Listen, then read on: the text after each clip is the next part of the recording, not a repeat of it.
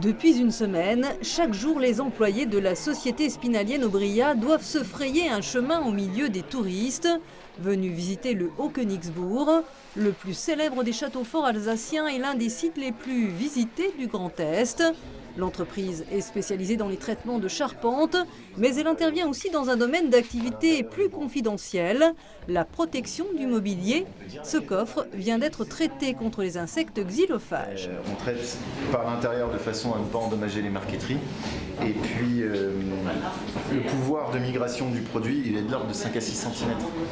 Donc là, on est sur des épaisseurs bien moindres. On sait qu'on traite l'intégralité du bois. Le Haut-Königsbourg, forteresse imposante, est un monument historique. C'est aussi un musée qui abrite une collection d'objets classés. Et à la suite d'un diagnostic du Centre de conservation du patrimoine qui avait décelé la présence d'insectes, la direction a fait appel à la société vosgienne.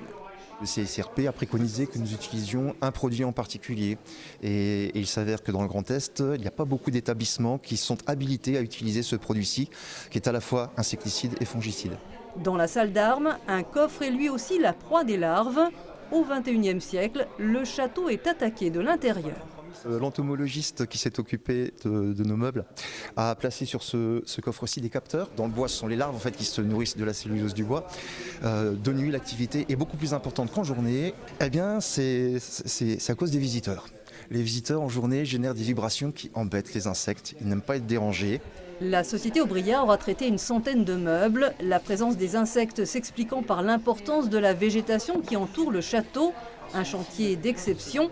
L'entreprise vosgienne est également intervenue dans la cathédrale Notre-Dame de Paris, celle de Strasbourg. Et la PME se fait un nom sur ce marché du patrimoine.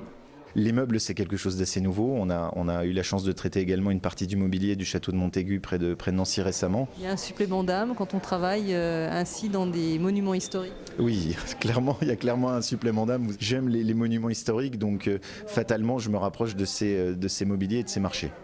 Le public ignore l'existence de ces assaillants minuscules et silencieux et admire le site.